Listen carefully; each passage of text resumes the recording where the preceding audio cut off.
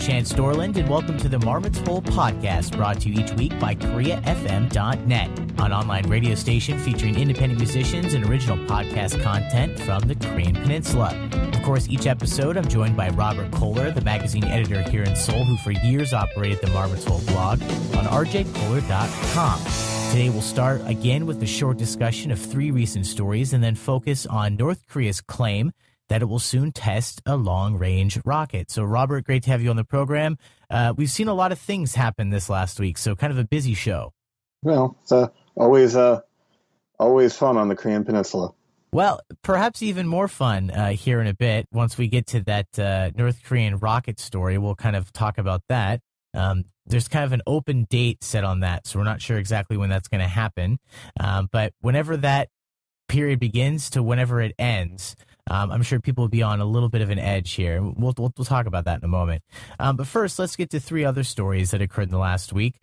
This week, the president of the state-run English broadcaster Arirang TV tendered his resignation following reports that he misused company funds on a business trip to New York, where he had a lavish caviar meal, among other expenses.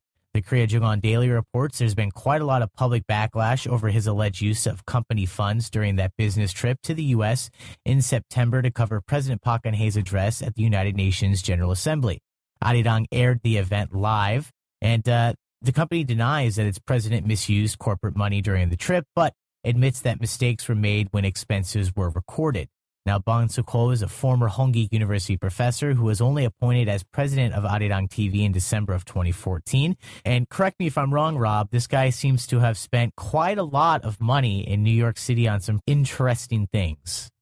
Well, that's obviously what he's accused of. One particular lawmaker who passed on this information to one particular newspaper accused him of, well, let's see, just taking a look at the list here. $6,000 on a first-class flight to New York, nearly $700 per day on a rental car, $1,400 on dinners at two top New York City restaurants, including the caviar dinner. It's a lot of money being spent, especially considering that Arirang TV is not in the best financial shape. According to one lawmaker who was talking to another Korean newspaper, the company has been running deficits continuously since 2003. When they were founded, their initial foundation in 1997 was 70.5 billion won, and now it's only at about 10 billion. Right. And the company has apparently been, or at least it has been reportedly asking the government to pass a bill that would give them financial support. And you can imagine how this looks now. You know, if the company is in trouble and it's asking the taxpayers for money, and then you have, the president going and dropping this kind of money in New York City, it looks bad. Now, in fairness, the money that was spent, according to Arirang TV anyway, was for the most part in the course of carrying out his duties. I mean, he had to wine and dine. For example, the caviar dinner, which seems to have gotten people really ticked off. There was a UN official present there. You had to take out the head of the Korean Cultural Service in New York City. It's not uncommon for officials, or it's not uncommon during, gatherings like this to drop a lot of money. But yeah, it doesn't look good. And, he was also suspected of, bringing his, using corporate money to bring his family along. He denies doing that. He says that his wife and daughter, they took separate flights and he paid for that himself. So, Arirang TV does have explanations for all this. But obviously it doesn't look good. Well, if there are so many explanations, why the resignation, do you think? Was it a calculated choice, like, okay, doesn't look good? Perhaps they say it was all by the books, but just not a good situation. Let's cut our losses and move on. I mean, I feel like in Korea, there are a lot of worse things that have happened where people haven't resigned, but resignations are normal here, though. So, I mean, I'm not the Board of Audit and Inspection, so I don't really know what's going on. But yeah, I mean, the Arirang TV did admit that that Mr. Bong did mistakenly used a corporate card to buy his son a graduation dinner. I guess his son was graduating from Duke, so they went down and dropped something like $1,200 on a graduation dinner, which could happen. And they mistakenly used a corporate card instead of his personal card, and he's paying that back. I don't think that's something you'd necessarily have to resign over. But I was reading the Kyunghyang Shinmun today. The Kyunghyang Shinmun has been the one that's been breaking a lot of news on this. And granted, we are talking about a paper that does not like the current administration. So I read, stuff in them. Well, any paper I read with a grain of salt. But they were looking at his pattern of expenses, which apparently got leaked to a lawmaker, and then the lawmaker leaked it to them. And they're noting that he was spending a lot of money within a short distance from his own personal home in Cheongdam-dong. So they suspected that a lot of what they were, the suspicion that they were raising was that he was using a lot of money for personal reasons. Again, we don't know if that's the case. In fact, actually, I was reading one paper today that suggested that he was being, that he was resigning as a way of, for the government to keep basically put an early end to this and keep people from going further into the way the money is being spent. But like I said, I don't know. If that is the case, or even if it's not the case, do you think that might be the end result? Will this kind of stop the blood flowing from the wound, or is this going to go further? And do you think there might be some charges at some point? It's hard to say at this point. Yeah, it's still early. We'll see. All right, well, we'll leave it at that. It's will it be a closed wound or will it be an open wound? Yeah, I really don't know what to say. I mean, I like I said, I read the Kyunghyang Shinmun reports on this, and things look suspicious. But then I've read some of the Arirang TV's explanations, and they don't seem completely unreasonable. I mean, we'll see. Like I said, it's the story only broke 2 days ago, so we'll see how it goes. Really good tip of the cap to Arirang. What was that you just said? They didn't seem completely unreasonable. So, yeah. I mean, look. I mean, as far as I could tell, the only real, bilking the only real legal mistake that got made was something like $1,200, which is that's nothing. So like I said, we'll see. There might be more coming out of this. There might not be. Well, still too early to tell. Well, that's why we do this show every week, so we'll see what happens in the future. Moving along now, something I'm sure you're going to have to include a lot of your own input on this and maybe some facts. This is not something I am well-versed in, but, I can read, and so I took some notes. But basically, the New York Times is reporting that the, quote, surreal South Korean novel, The Vegetarian, is finally going to have a chance to make a splash in the English literature world.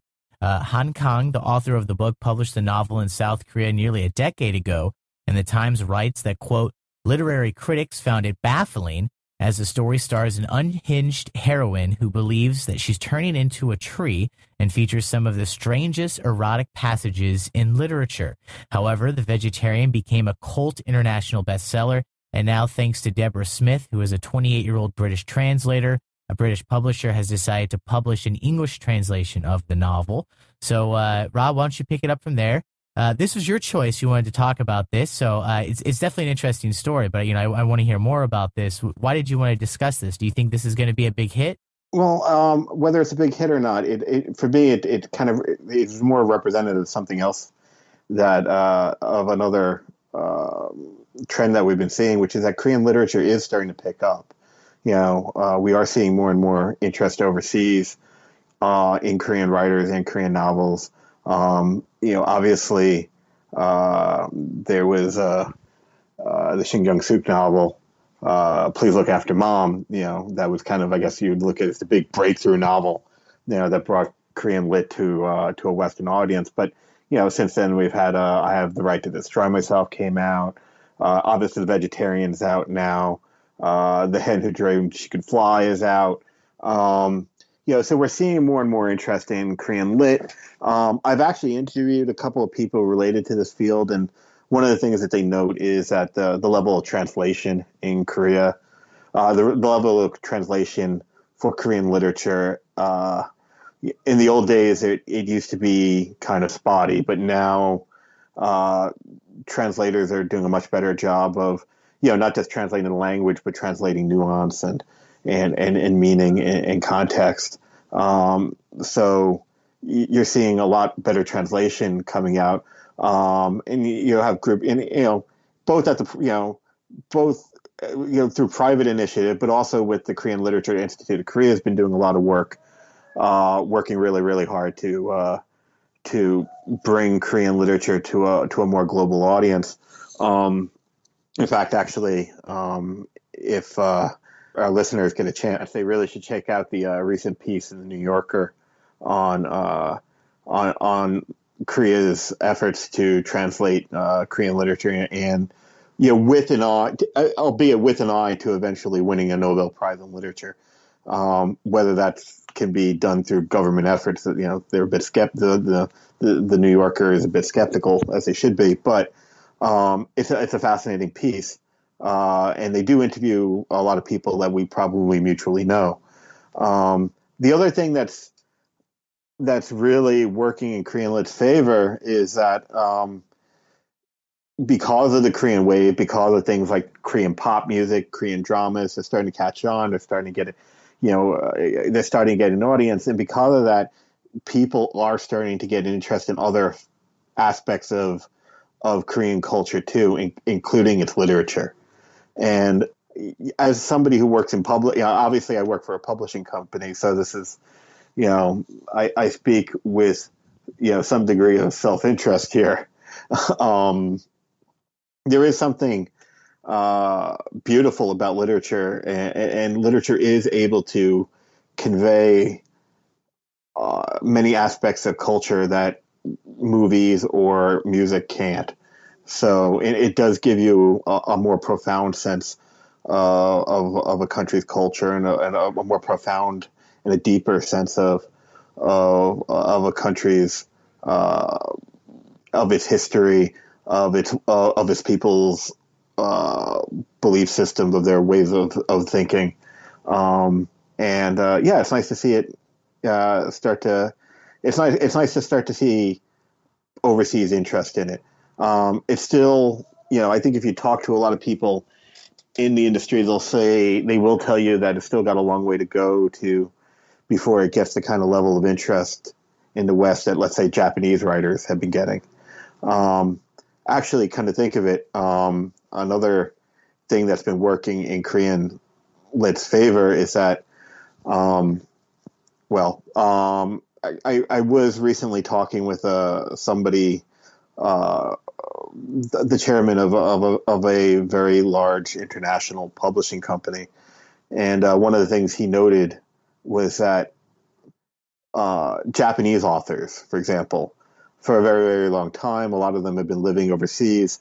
They're able to write, even in Japanese, they're able to write in ways that are understandable to non-Japanese audiences, and moreover, they write not just what they want to write, but what audiences want to read. And at least according to this particular CEO, Korean authors are starting to do that now. They might not have been doing that before, but they're definitely starting to move in that direction. Where they're becoming a little bit more aware of not just what they want to write, but what audiences want to read. Now, in Korea, that's a bit difficult because I think you may have mentioned, but Koreans are not the biggest readers, which is surprising, by the way, because I mean, Korea is traditionally speaking, a nation of scholars. When they went, when Korea, when the Chosun Dynasty, during the Chosun Dynasty, when Koreans would send trade missions up to Beijing, and they would come back with gifts from the Chinese. The most prized gifts that they got were books. At the same time, though, Korea has a past full of different levels of slavery and also a lot of poverty for people. So maybe at the top, prized possessions, but for the commoner.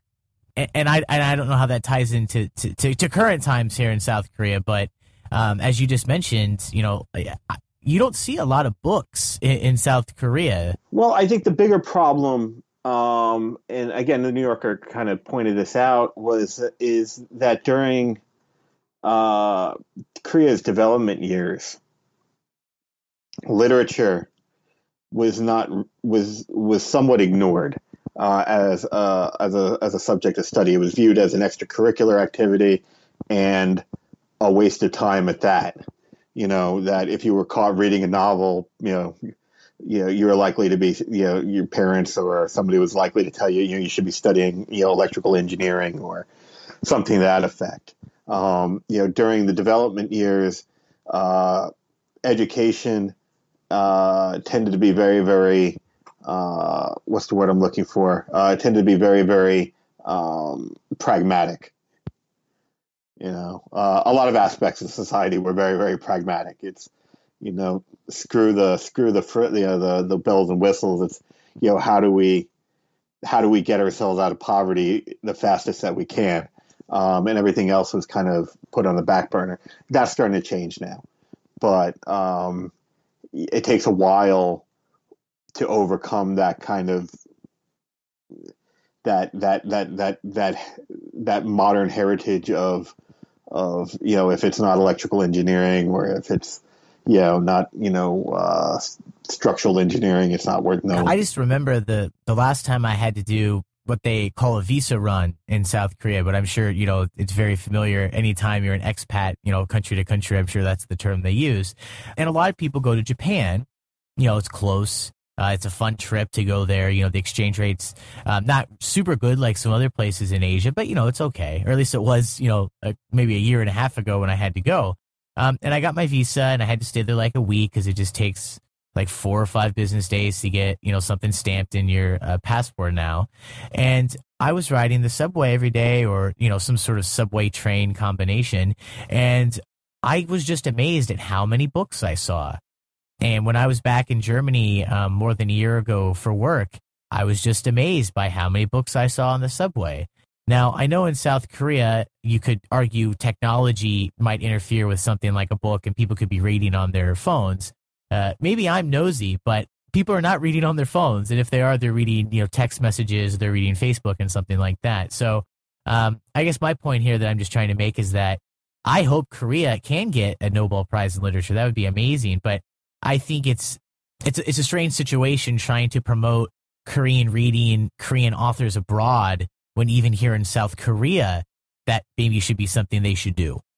Well, I mean, again, to be fair, the government has, at least at the rhetorical level, been putting a lot of emphasis on trying to get the country reading again. I mean, with Park Geun-hye made it when she was first took office, she talked a lot about restoring the importance of the humanities in Korea and promoting the humanities. It's the government is aware of the problem and they do want to do something about it, but it's again holding lectures in libraries or promoting book reading in school. I mean, it takes a while for that sort of thing to catch on. And, also technology is changing now. I mean, a lot of people, when they do read books, they're reading them on, tablets or their iPhones. They're listening to books a lot now. Shit. I mean, and this is probably doesn't sound good as, coming from somebody who works in publishing, but a lot of books now I listen to. Yeah, well, I mean, I did that back in high school. I had I would listen to Michael Moore books narrated by Michael Moore on tape. Right. I was like driving to and from work when I was like 16. So no, I mean, audible.com, it's something that started off and it was kind of like this website you heard every once in a while, but I think now it's owned by Amazon. I have friends from college who I went to broadcasting school with who now work for Audible doing different things. So, Right. I had an account with Audible. I mean, yes, like a highlight of my month is when my credits start coming in. It was like, what can I buy? What can I buy now? There you are. But, I don't know. But I guess a final thing and I know it's not the exact same thing, but it's very interesting to be talking about the government promoting reading. And at the same time, we see that the Comfort Women book author was found guilty. And you see that the Shanghai Shinbun journalist was not found guilty, but had to go through all that whole dance and have a defense and worry about going to jail and all those different things for writing. Right. Well, that's actually one of the ironies about this whole. That's part of the irony here. The other irony is that a lot of the books that are getting the most interest overseas are books that don't necessarily make Korea look good. There's Korean literature. A lot of your best Korean literature, well, I guess you could say this about the best literature anywhere, is not necessarily happy, smiley stuff. And Korea in particular, it's a country that's had a rough contemporary history. Colonization, war, dictatorship, forced march, industrialization. And its artistic scene reflects this, including its literature scene. So a lot of their novels that are getting attention overseas, they're about themes in contemporary Korean history that, if you're the government and you're promoting Korean literature because you want to promote Korean culture overseas, it's a bit awkward. And to the Literature Translation Institute of Korea's credit, they've been translating works that, don't pull punches, right? That do show the warts. But one does wonder how long, one does wonder, if one day, a Korean author does win the Nobel Prize and it's for a work that's, considered seditious, or if it had, if it's done by a writer with a dissident streak, how is the country going to react to that? Or is that more to the point? Actually, not the country. How is the government going to react to that? Yeah, you might see some sort of turn. Let's go back to science or something. Like I said, I wish nothing but the best for Korea. I live here for a reason. I really like this country, but and once again, like the whole thing with the school books. Like the one government approved high school history book. I mean, like the government can promote literature all at once, but you just have to look at a newspaper to see that it's also not promoting, literature so much. So, but yeah, we spent a lot of time on this. I'm glad you brought this up. This is something that we might not have talked about otherwise. And it's nice to not always talk about the same types of thing all the time. So touche, Rob. I enjoyed that story and I'm glad that we discussed it. Final story here before we get into our main topic, talking about this long-range missile deal coming out of North Korea. But our last story, the new CEO of the Incheon International Airport Corporation says that the airport is in a state of emergency following a series of security breaches. This is especially surprising to hear, probably for anyone who's familiar with South Korea and the airport, because it's routinely ranked one of the best, if not the best, airports in the world. Personally, I was just there a couple of days ago. My girlfriend's brother came back from an extended trip while he was on break from university. I was just there picking him up at the airport, and I still had a good time. It's a great airport. Everything works pretty well. It's clean, it's just a good airport to be in. Anytime you have to spend some time there, it's a little less bad being at Incheon. But nonetheless, the Korea Times reports that this announcement from the airport's new CEO comes in an effort to tackle recent problems that have tarnished the reputation that otherwise has been very good because of its loose security now. after a series of illegal entries of transit passengers. Also, suspected explosives were found at the airport recently, as well as luggage mishandling that caused flight delays last month.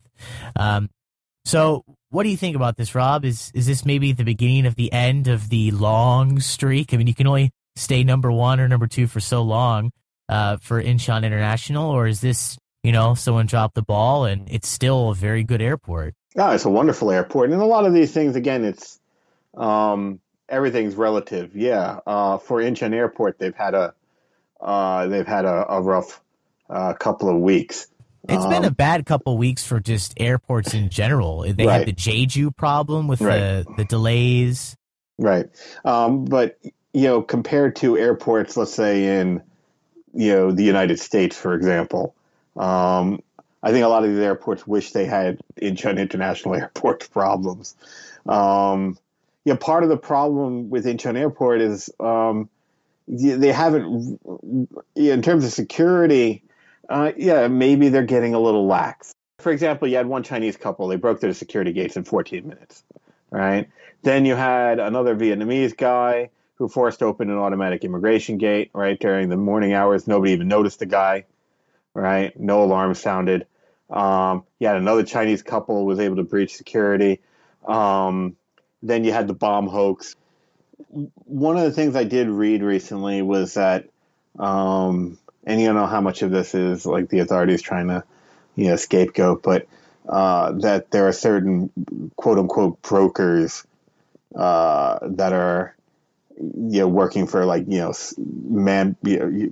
brokers who are trying to arrange for illegal immigrant manpower in small factories in the countryside and whatnot, that they're helping people get through the airport, but even if that were the case, I don't see how that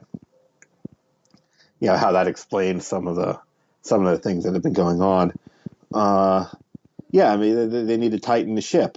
I don't know. I mean, I think part of it is that unlike the West, where the sense of threat is a lot more palpable, I don't know if the authorities at Incheon International Airport or society in general feel that way. I mean, there's definitely security threats in Korea, but they're more nuke and missile and other things. Ironically, the security threats are actually pretty severe, but it's less tied to like a single dude walking around. Well, I mean, there was a time in Korea's past where it was. Yeah, of course. Yeah, obviously, when the North Koreans blew up, South Korean passenger jets. I mean, there was a time where that happened, but it hasn't happened in such a long time that. I mean, it's. But I mean, let me give you a for instance. I just mentioned my girlfriend's brother came back from the airport after being away for a while. So we were very nice. We went all the way to the airport, took the airport railroad, which is this train that is very fast, and it's basically a subway, but they call it the railroad, from Hongdae to Incheon and all the way back. So a couple hours, brought him back, and we went to Seoul Station. He's going to take a train home, the KTX, the fast train here in South Korea. Not a bullet train, but fast, comfortable train. Very nice. I went to the bathroom with my girlfriend's brother, and we walked in, and I saw a guy that I'll just be completely honest. I thought he was what's the correct term you want to say? Like special needs type of guy, like perhaps below average intelligence, learning disabled, something like that. Because he was acting very strangely, and he was singing the 007 James Bond theme in the bathroom. It was a very crowded bathroom. Everyone's waiting in line to use the urinals and the stalls. And he's singing this. All of a sudden, he pulls out a gun and starts pointing it at people. And I'm like, ooh, this is odd. And I didn't know what was going on, but we were in Seoul Station, and I was the only foreigner there, perhaps, different customs values. But I decided to leave the bathroom and go out and consult the security guy who was standing there with a beret, who looked like he was about to kill someone. They all have berets and sunglasses now. And he went inside and he took the man, and he walked away. And as he was leaving, he told my girlfriend that this guy comes back like every day, and he goes into the bathroom with a gun and sings the James Bond theme and just points the gun at people and acts kind of strange. And they just kind of removed him, and there was no alert, nothing happened. Can you imagine what would have happened if someone was in a bathroom pointing a gun that just looked like a gun at people in Chicago or a major city in the United States? What would have gone down at that point? I mean, they would have kicked the crap out of him. Yeah, but although, well, that's true, but unlike places like Chicago, you don't have people taking out guns and shooting each other for real for the most part in Korea. So, I could see how they might. And plus, I mean, not to put too fine a point on this, but we are talking about Seoul Station here. Seoul Station is somewhat of the city's designated, congregation point for, the city's homeless and mentally ill. In fact, actually, this weekend I had a very unpleasant experience at Seoul Station, where well, I don't want to get into it, but a homeless person had some very choice words for a colleague of mine. I mean, again, that's not unusual for Seoul Station. So I'd be surprised if the same thing went down in Incheon International Airport, though.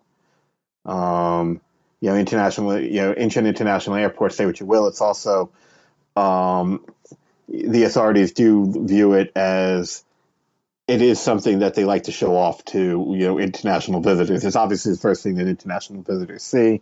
It's kind of a model of Korean efficiency, of Korean cleanliness. It's so I don't think you'd see that in the bathrooms there, but Seoul Station is, well, it is what it is.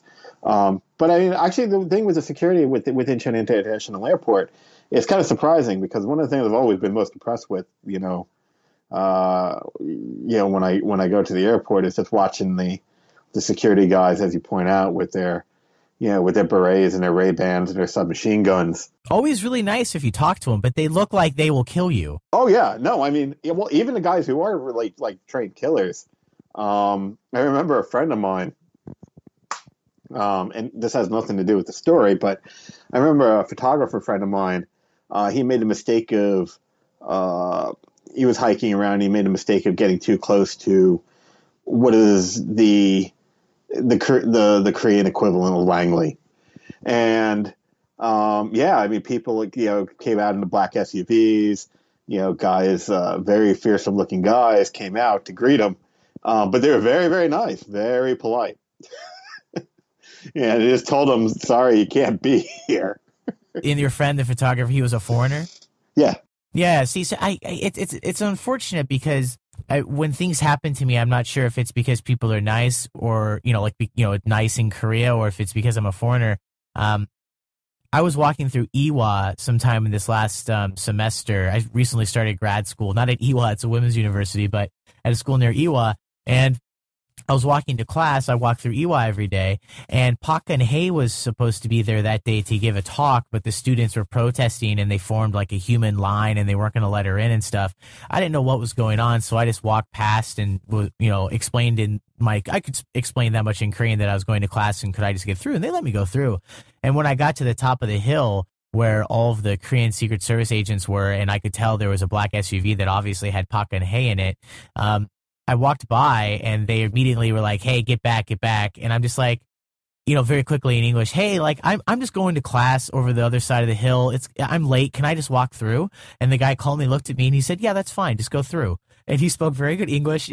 I don't know that would have happened if the similar situation had been played out in the United States. And so once again, I just bring this up because, like I said, hard to tell if that would have happened if I had been a Korean, first of all. But secondly, with what's going on with Incheon, they need to increase some security, sure. But I feel so refreshed to live in a country where we're on the other side of things. And maybe something's going to be blown up and a lot of people will die, and I'll eat my words. But it's just nice to deal with this side of the problem as opposed to the other side. Right. Well, yeah, like I said, we'll see how long that lasts, because, when if a serious incident does happen, you might, as would happen with the U.S., a lot of things changed after 9/11. Well, but 9/11 didn't happen because people were too nice. No, I know that. That's not what I'm arguing. What I'm saying is that events have a way of influencing behavior. So in the United States, it was 9/11. In the UK, it was the IRA campaign during the 70s and 80s. The security states as they've developed in the West.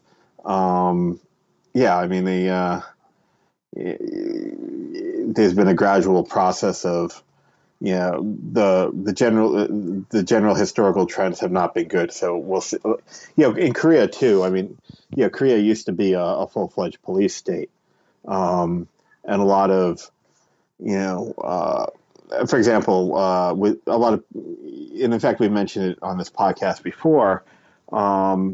The police here take a surprising amount of shit from people. Yeah. And I would say too much. To use the academic parlance. Yeah.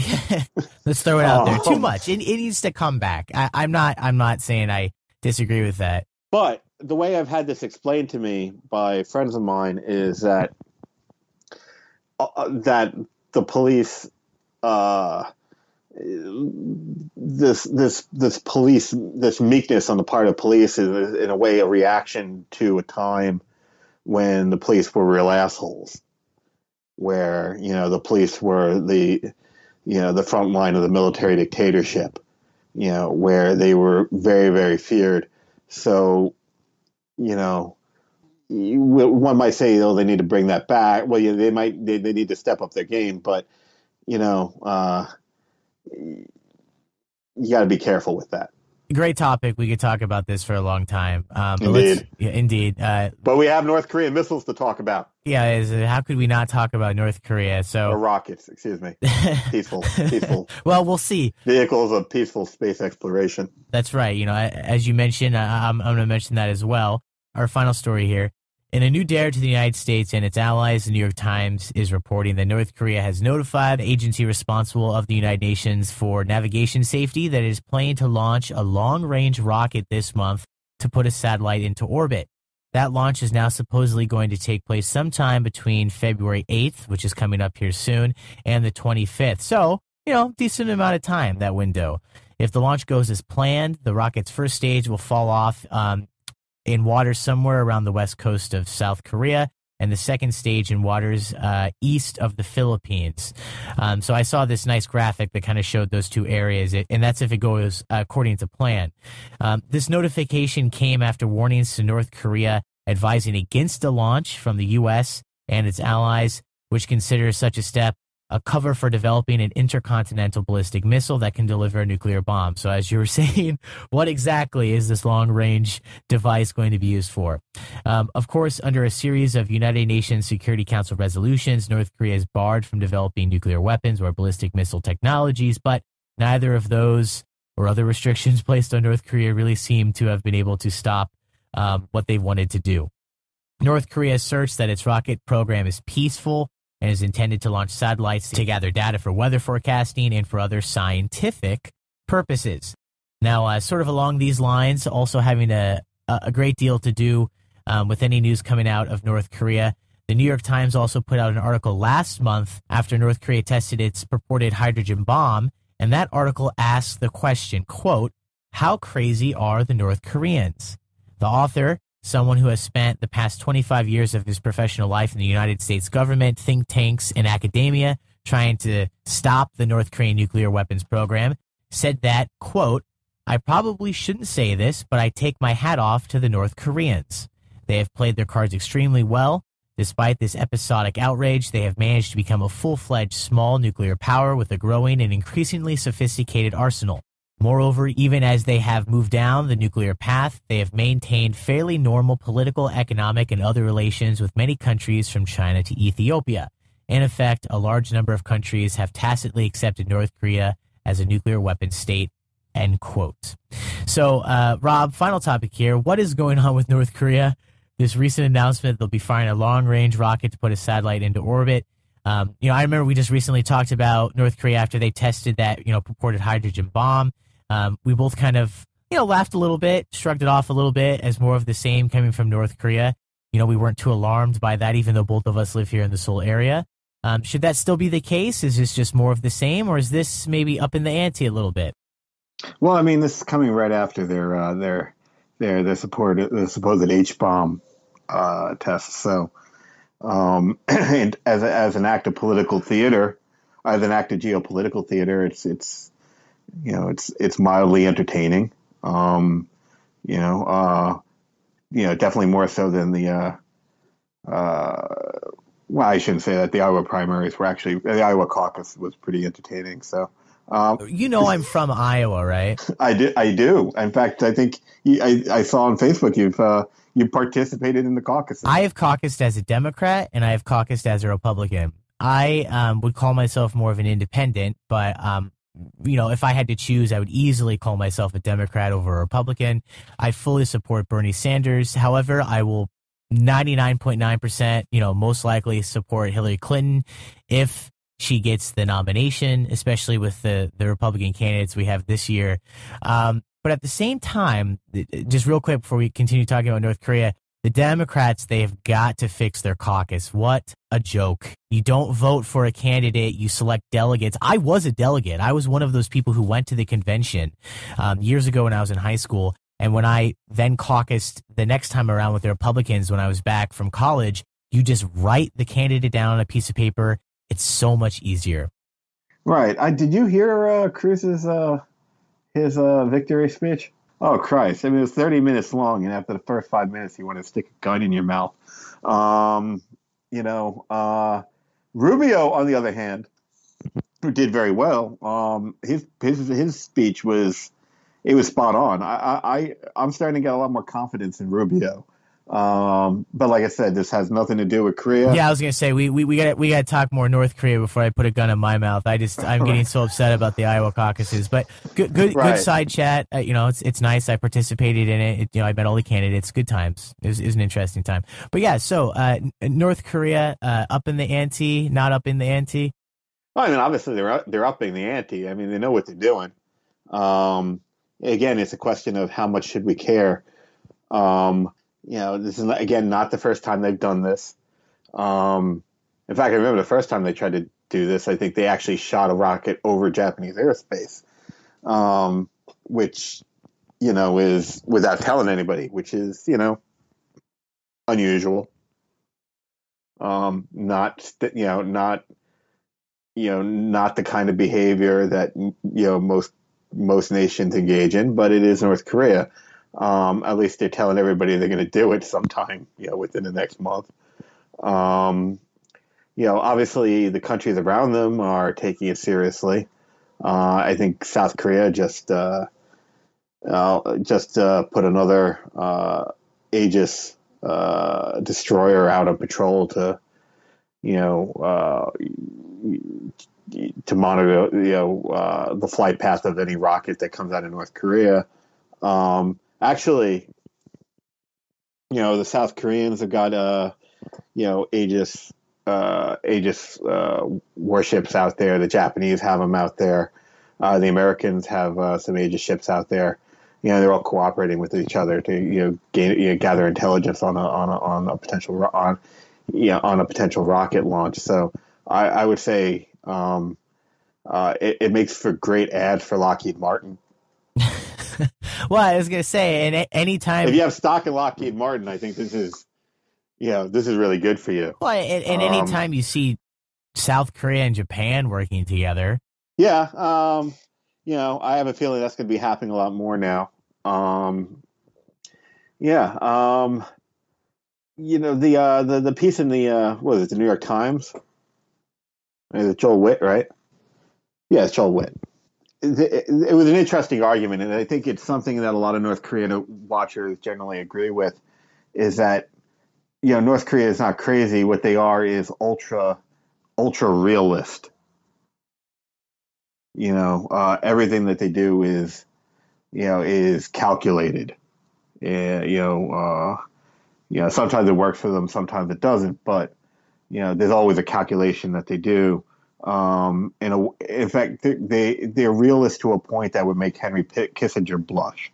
In fact, actually, the article itself pointed out something that was interesting, is that people who have, there have been occasions where the North Koreans have gotten a chance to meet and talk with Henry Kissinger, and apparently they're quite respectful. It's like them learning, you know, I think the article said it's like them being able to learn from the foot of the, at the feet of the master.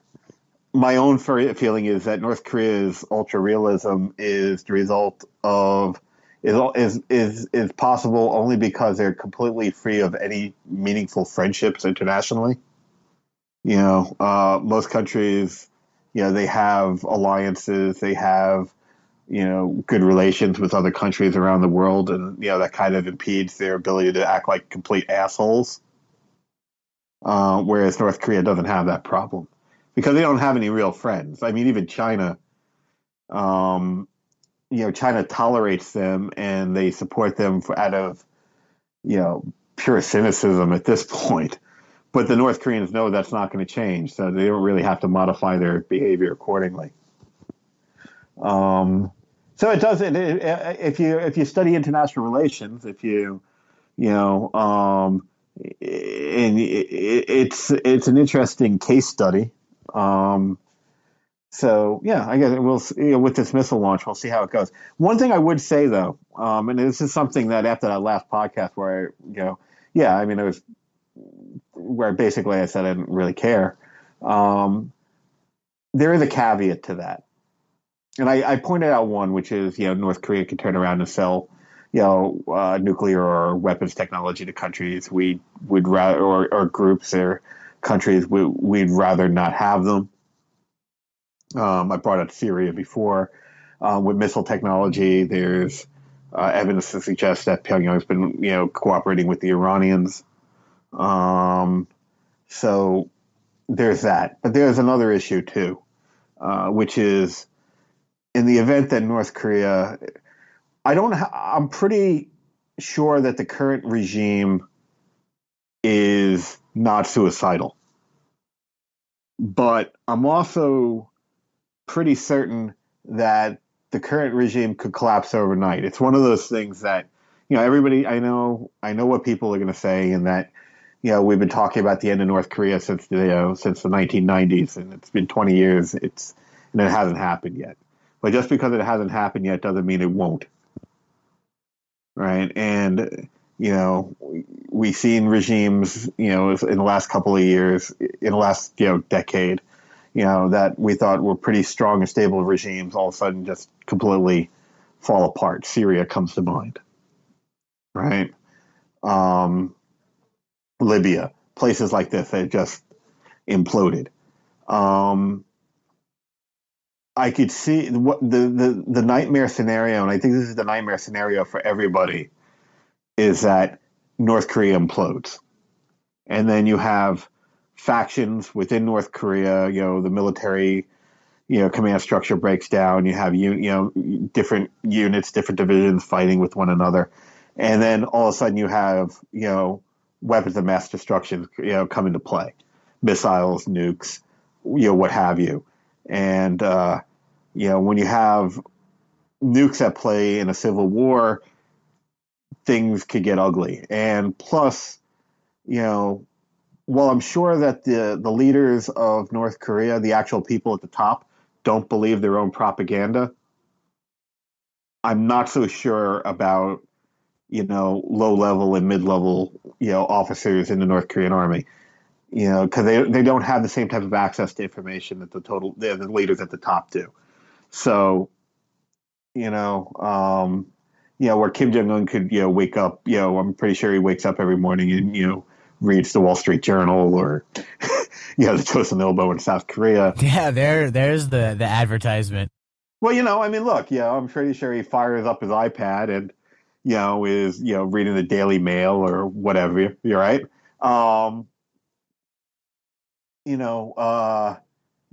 Captain Kim or Captain Lee of, the I don't know, the fifth, I don't know, the Fifth Armored Division of the Korean People's Army. He doesn't have those same type of options. He's getting his information straight, he's getting his information in his worldview shaped, purely by local sources, right? So, what those guys believe and what those guys think possible, I don't know. And that's what worries me is, when if when the wheels do come off the wagon and you have different groups of. I should point out that I really hope this doesn't happen. That when North Korea collapses, it's one of those, and I do think it's going to collapse, by the way. But when it does, that it's more of an East Germany like situation where the nation basically as a where the nation comes together and says, look, we're going to join South Korea, or the nation comes together and says, this is the end and we're going to move forward.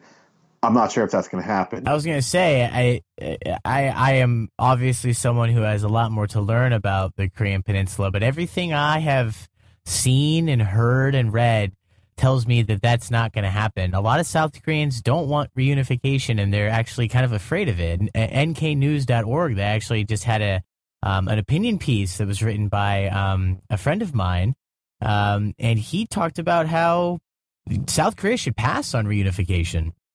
Well, I don't agree with that, and but I mean, look, the issue of even in the best case scenario, there's going to be a lot of sacrifice, a lot of pain, a lot of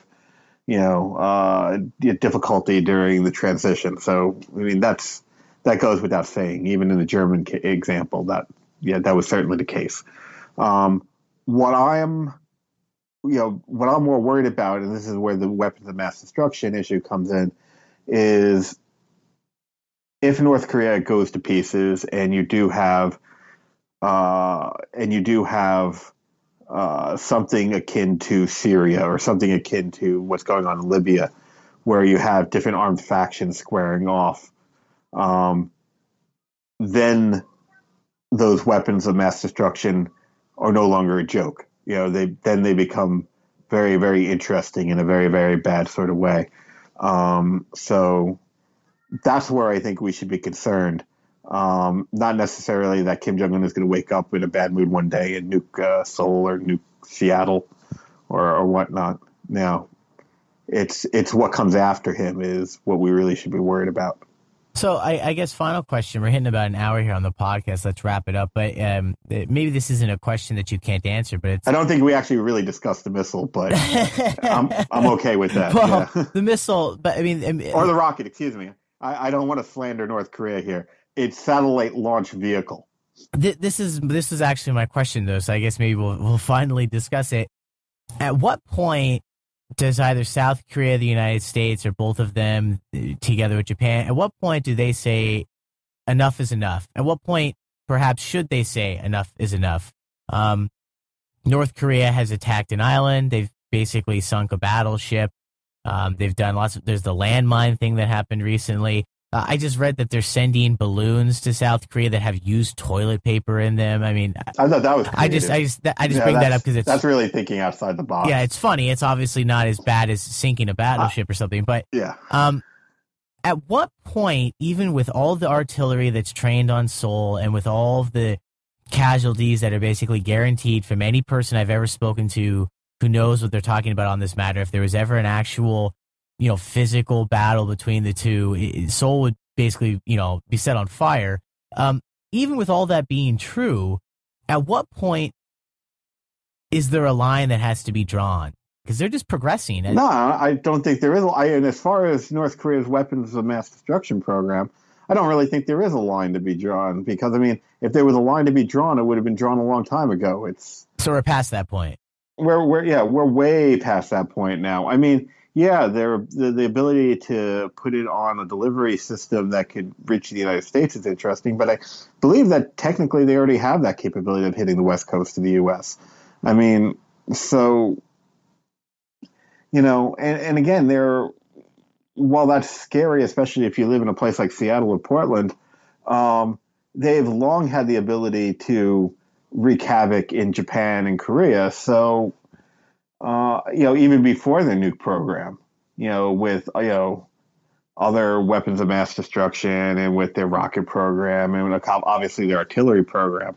their artillery units that are trained on Seoul. So, um, I mean, where do you draw the line? Well, I think what we've seen in the past is that we draw the lines when the lines need to be drawn. For example, when South Korea or when North Korea attacks an island, the South Koreans fire back, right, at the point of attack. When there are incidents along the DMZ, the Koreans respond, usually emptying several times the amount of artillery that they received, right? The plan so far is to ensure that provocations, when they occur, they remain localized. And I think until you see meaningful change, in North Korea, I think that's probably the best you can do. Now, the good news is that it's basically worked so far. I mean, deterrence has worked, right? I mean, North Korea hasn't invaded South Korea since 1950. So basically, it's worked. There's a sign in front of the DMZ that says so many years since North Korea has invaded South Korea. Right. It's been 50. But I think you could argue that in a way it hasn't worked. I don't know. It just seems to me like every time something happens, just like now, the South Korean government official said that like North Korea will have to pay a hefty price or something like that. But nothing happens. Right. And we know it's bullshit. The North Koreans know it's bullshit. In fact, actually, with that New York Times piece, what was interesting was that the North Koreans will flat out tell you, it's actually gotten to the point that the North Koreans suspect that, or at least, that the United States wants them to develop nukes and missiles because it gives them an excuse to, keep troops in South Korea and Japan and to, work militarily with Japan and South Korea. And it's gotten to the point that, that at least some people in North Korea suspect that, the United States is, that they're playing a long game here. Which, if that were true, I'd be actually impressed. I think it was. I'm pretty sure it was Joel Witt. Here's what he actually says. Yeah, don't get me wrong. The North Koreans may know a lot about the outside world, but they don't know everything, even about the United States, their main adversary. In one meeting, an official asked, "Why do the President and Secretary of State keep saying the United States will not allow North Korea to have nuclear weapons when, in fact, you are not doing much to stop us?" He deduced that there must be a hidden agenda. It's because you want us to have nuclear weapons as an excuse to tighten your grip on South Korea and Japan, your two allies. We responded that there was no hidden agenda, and the United States really did not want the North to have those weapons. I'm not sure we convinced him. Yeah, but no, I mean, that's a decent point. I mean, the UN sanctions on North Korea for the most part are not to curb the nuclear weapon issue. There are other sanctions. So, I mean, it was interesting reading that. Right. I mean, so, yeah, we're not doing much. I think partly, I know that, again, the guy, Joshua, does One Free Korea. I know it drives him up the wall when people say that, but North Korea already has lots of sanctions on it, because they'll be the first to tell you that the sanctions on North Korea are actually not that severe, that they could be a lot worse. But, nobody really wants to get serious about, confronting North Korea, especially the Chinese, least of all the Chinese, who, have different strategic goals than the United States. So, it's a complicated issue, right? Because you do have the Chinese involved, and you don't want the North Koreans to go nuclear, and you don't want them to get these weapons programs, you don't want them to have these missile programs. But how far are you willing to push it?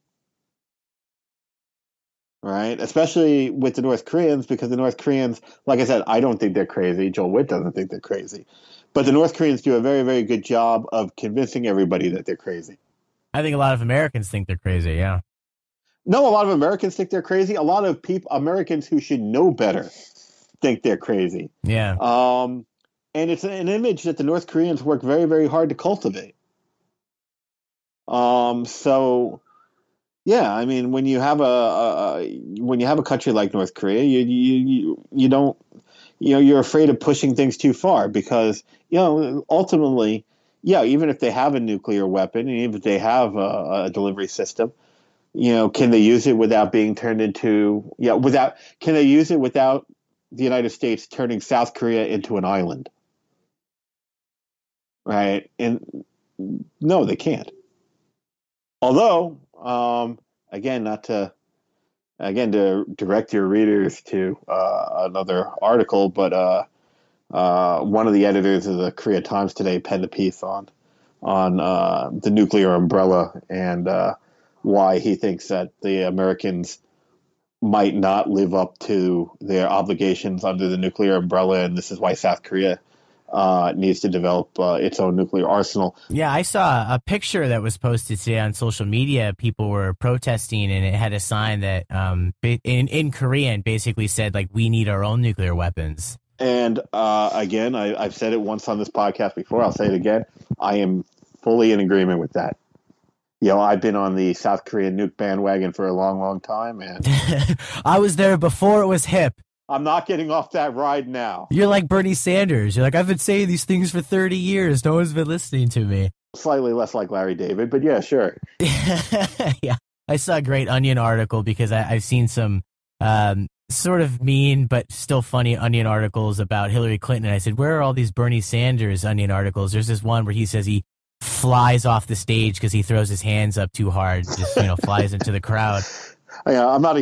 Yeah, obviously I'm not a huge Bernie Sanders fan, but the man is something of a national treasure. Oh yeah, even if you don't support him, boy, yeah, he's a fun guy to watch talk. All right, well, always a topic that we'll probably be discussing again here with North Korea. This is just the latest, the long range missiles, but it's getting damn late there, Rob. So we'll let you go, and I think we might take a break this next week because of Solal. I'm not quite sure. So we'll either talk next week or you'll have a good Solal vacation, and we'll talk the week after. All right. If we don't, if we don't do one next week, well, y'all have a good Lunar New Year holiday. There we are. Well, thank you, Rob, and we'll talk to you soon.